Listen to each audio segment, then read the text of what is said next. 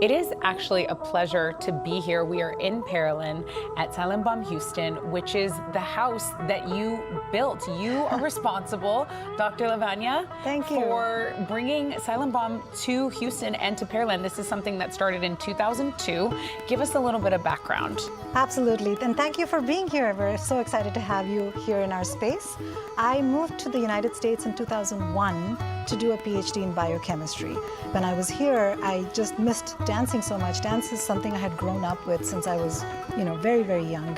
And every day at 4 o'clock, I would have this urge to go to dance class because every day at 4 o'clock in India, that's where I'd always be. My teacher had a philosophy of teaching that I try to embody and continue. It's a culture, it's a heritage, it's a tradition, it's a history, and I want these kids to appreciate all of that. So a couple of families on the island asked me to teach their kids, and I jumped at the chance, and we started off with like 3 or 4 students in an apartment clubhouse in Galveston. And I've got to say, a lot of people would say, well, I miss dancing, so let me just go take a hip hop class. Let me go take ballet. Why was it so important to stick with classical Indian dance for you? Well, for one, there wasn't any of that on the island at all. I was the first Indian classical dance or performer on the island at all. Period. And that's it. So, I had to create what I wanted. Otherwise, it wouldn't be there. People sometimes ask me, so you're an Indian dancer, do you do Bollywood? And no, we do not do Bollywood. Bollywood is not classical dance. That's more, it's like pop, it's right? Pop, exactly. It's more pop. And so, I wanted to have that environment that I had grown up in. And so, that's how Silambam came into being. I want people to know how passionate you were about it. In the beginning, you weren't even charging kids to come and learn this style of dance. You were saying, anyone who wants to, I'm here to teach. That's absolutely right. It's never been something where it's something I earn money from. Although now I do, that's an accident. That's a happy accident. But I did it because I really wanted to. And I said, as long as you all come to class, that's all the payment I need. As you think back on your journey from 2002, what are the things that stick out for you that you say, okay, I'm really proud of myself for that? Oh, yeah. It's been organic growth throughout. If you had told me in 2002 that this was going to be something that happened, I would have laughed in your face. I set out to be a scientist. So throughout my PhD, my postdoc, I went back to UTMB and was a professor there. Throughout that, these classes just kept going and kept expanding. And I added a classical music teacher. Then we added a second form of dance. In 2005, I moved off the island to Houston. I still kept my Galveston class, but I started a class here in Pearland at the temple. In 2007, I had my son, and then I decided I couldn't be driving everywhere. So I had all my Galveston kids come up to Pearland.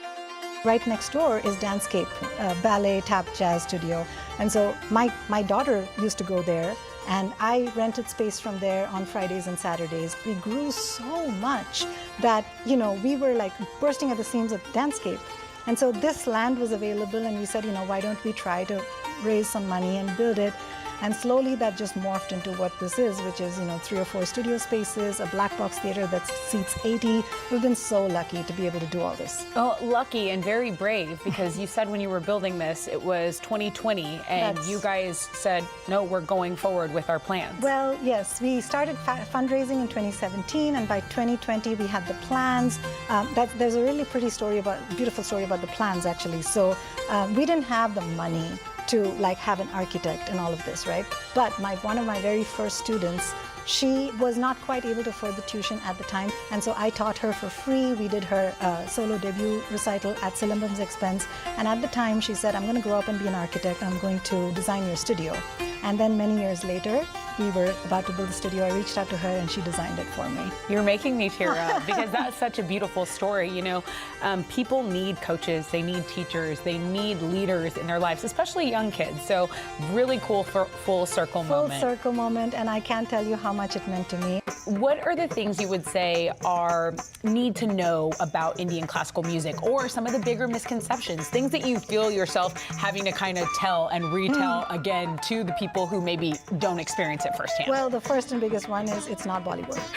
There you go. And the second thing is Indian classical dance is not one form. It is 8 or 9 different forms. There are 2 forms of Indian classical music, one that originated in the south of India and one that originated in the north of India. And we teach both here. We teach vocal, instrumental, and percussion in both styles. Right. We have 8 or 9 dance forms that are recognized by the government of India as classical dance forms, and we teach 5 of them here. And these dance forms are 2,000 years old. There are like textbooks that go back thousands of years that give us the vocabulary that we use, like the hand gestures and the facial expressions and the movements of the feet and the movements of the limb and the movements of the eyes. This is truly a classical art form, as classical or more classical than ballet. Would you be so generous as to teach me perhaps a couple of the beginner movements? You always start with the namaskaram. Okay. And we always dance barefoot because Indian dance originated in temples, so we consider the spaces we dance in to be sacred. Okay. So you always start with a namaskaram, which is a salutation to the ground, to the earth. Salutation. Okay.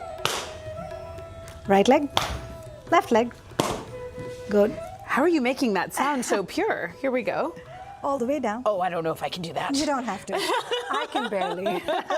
If you're coming into my class as a beginner student, I teach you how to make that sound. Okay. So your hands on your hips. Okay. And this is the first position that you use. First position, Like okay. the basic position that you use, and it's called an aramandi, and it's sort of a deep plie. Okay, it's very deep plie. Deep and okay, I wide should have plie. stretched before, but okay. So you go. And then you make like some patterns. So 1, 2, 3, 4, 5. Well, that was one of the first thing I noticed when you guys were in rehearsal. The sounds, not only are they loud, but they are in sync and they are exactly together. That must take so much practice. It does. And you know, the dancers wear bells on their feet. Like, they're not wearing them now, but they wear bells on their feet, and the bells accentuate the sound. Dr. Lavanya, it was such a pleasure working with you. Can we, one more time, maybe show me the feet movement and the... Well, I'll show you a different one. Okay, show me a different one, and then... There you go. On the other leg, yes. There. Oh, okay. Well, that's my workout for the day. Thank you, guys. Isn't that cool? It's very nice. Okay, and it really was extremely difficult just to try to mimic Dr. Lavanya. She also organizes many outreach programs to educate the community about her culture, and she is a scientist. I mean, she's not just a dance instructor. So she combines her love for science and dance in a YouTube series called Dancing into STEM. So that's just another fun fact. If you want more information, look under that Scene On section of HoustonLife.tv. Okay, very nice.